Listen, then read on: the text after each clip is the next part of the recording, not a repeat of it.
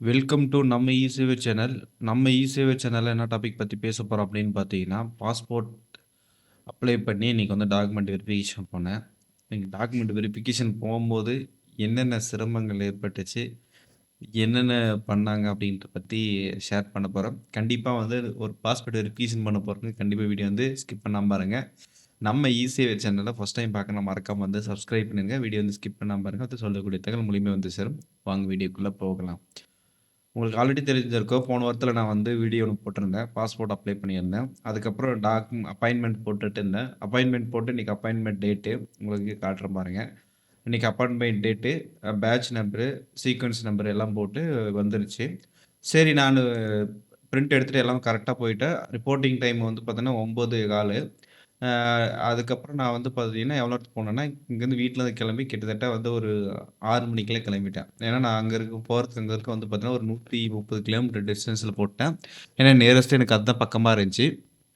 சரி 130 kilometre travel பண்ணி என்ன பண்ணேன், இப்போ க ஒரு ஒரு வேள கண்டுபிடிச்சு அந்த வந்து போஸ்ட் ஆஃபீஸ்க்கு நம்ம வந்து அந்த டாக்குமெண்ட் வெரிஃபிகேஷன் போயிட்டேன். அங்க போன இடத்துல பார்த்தீங்கன்னா, இவங்க YouTubeல பார்த்துட்டு என்னென்ன டாக்குமெண்ட் சொன்னாங்களோ, எல்லாமே ப்ரிப்பேர் பண்ணின்னு ரெடி பண்ணி எடுத்துட்டு போயிட்டேன்.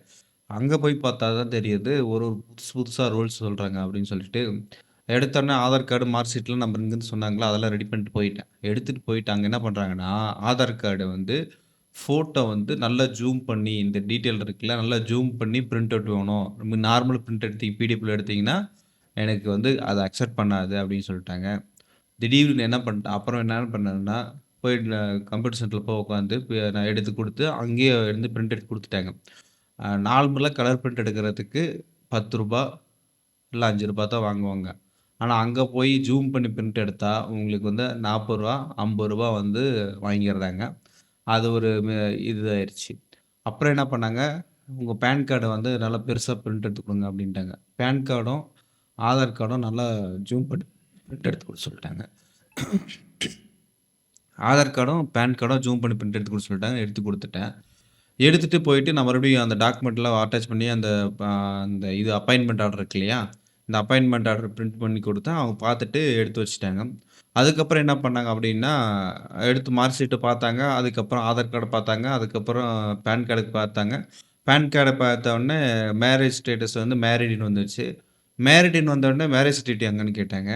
சார் நான் இதுவரைக்கும் மேரேஜ் சர்டிஃபிகேட்டே வாங்கல சார் அப்படின்னு சொன்னேன். மேரேஜ் சர்டிஃபிகேட் வேணும்ப்பா, இல்லன்னா ஆகாது. இது வந்து ரூல்ஸ் மாத்திட்டாங்க அப்படின்னு வந்து அப்ப சொல்றாங்க. திடீர்னு என்ன பண்றதுன்னு தெரியாம நானு வந்துட்டு யோசிச்சுட்டு இருந்தேன். அதுக்கப்புறம் அவரே சொன்னாரு ஒரு ஐடியா. இந்த மாரி ஜாயிண்ட் டிக்ளரேஷன் வந்து பார்த்தீங்கன்னா, ஜெயில்ல இருக்க ஒரு ஃபார்மு. அந்த ஃபார்ம வந்து நீங்க வந்து ஃபில் பண்ணிட்டு வாங்க. அது இல்லாம உங்களுடைய ஒய்ஃப வந்து நீங்க நேர்ல கூட்டிட்டு வாங்க அப்படின்னு சொல்ட்டாங்க. இந்த ஃபார்ம ஃபில் பண்ணிட்டு, அதுக்கப்புறம் இத ஃபோட்டோலாம் ஒட்டிட்டு எல்லாம் எடுத்துட்டு போனேன். எடுத்துட்டு போயிட்டு என்ன சொல்ட்டாங்கன்னா, திடீர்னு "அப்பா உன்னோட டைம் முடிஞ்சு போச்சுப்பா.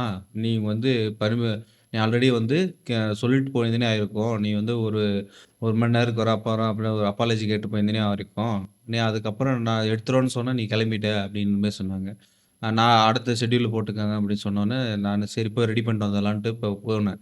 மறுபடியும் ஒய்ஃப் ஊர்லேருந்து பாலத்தூர் வர வச்சு, நான் அங்கருந்து வண்டியில போய் வந்துட்டு, ஃபோட்டோ புடிச்சு இதெல்லாம் ஃபார்ம் ஃபில் பண்ணி எடுத்துட்டு போனேன். அதுக்கப்புறம் எட்டு போனதுக்கப்புறம் என்ன பண்ணாங்கன்னா, "இல்ல, இல்ல ஒய்ஃப் வந்து நேர்ல வர சொல்லணும். நீங்க ஃபோட்டோ ஒட்டுனது இதெல்லாம் வந்து பார்த்தீங்கன்னா, அக்செப்ட் பண்ண மாட்டாங்க. நேர்ல வரணும்." அப்படின்னு மாரி சொல்ட்டாங்க. ஆ அது இதில வந்து ஃபோட்டோ வந்து அட்டாச் பண்ணிக்கிறீங்க அப்படின்ற மாரி சொன்னதுனால, அப்புறம் என்ன பண்ணாங்கன்னா, ஆ மறுபடியும் வந்து நான் வந்து ரிட்டர்ன் வந்துட்டேன். இன்னைக்கு வந்து நடந்த விஷயம் மிகப்பெரிய துயரம்.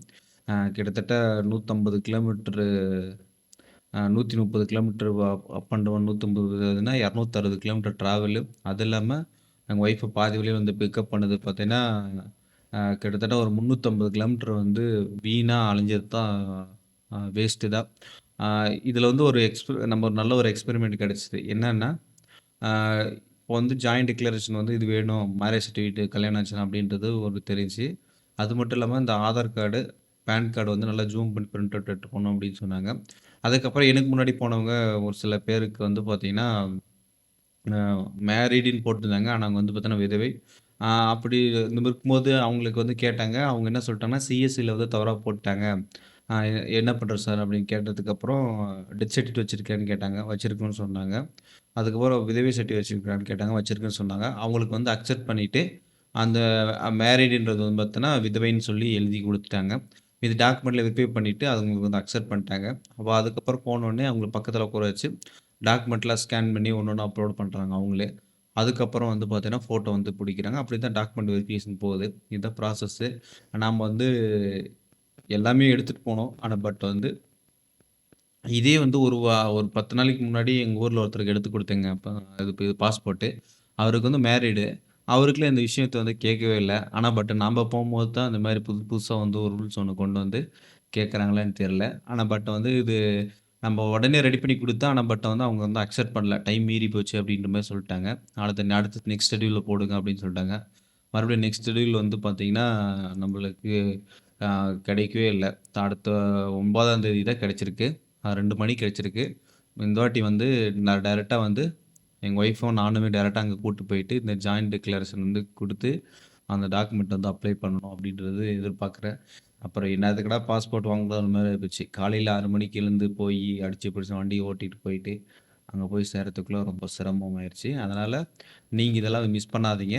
இப்ப என்னென்ன வேணும் டாக்குமெண்ட் அப்படின்னா, கம்பல்சரி வந்து ஆதார் கார்டு, பான் கார்டு, 10த் மார்க் ஷீட்டு, மேரேஜ் சர்டிஃபிகேட் இருந்தா மேரேஜ் சர்டிஃபிகேட்டு, அதுக்கப்புறம் மேரேஜ் ஆயிட்டு டிவைஸ் இருந்தா டிவைஸ் சர்டிஃபிகேட் வேணும். அது விதவை சர்டிஃபிகேட்னா விதவை சர்டிஃபிகேட் வேணும்.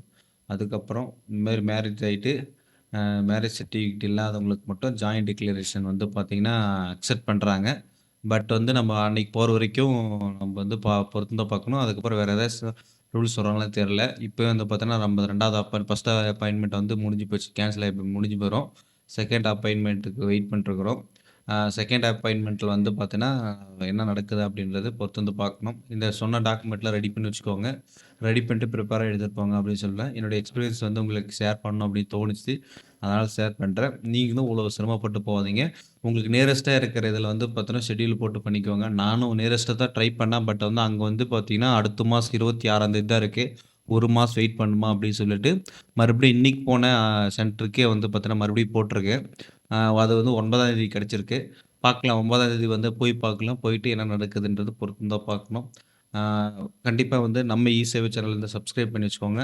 வேற நல்ல வீடியோ நம்ம சேனல் வந்து தொடர்ந்து போட்டுட்டு இருக்கோம். டவுட்னா கருத்துக்கள் கமெண்ட் பாக்ஸ்ல கமெண்ட் பண்ணுங்க. Thank you. பை.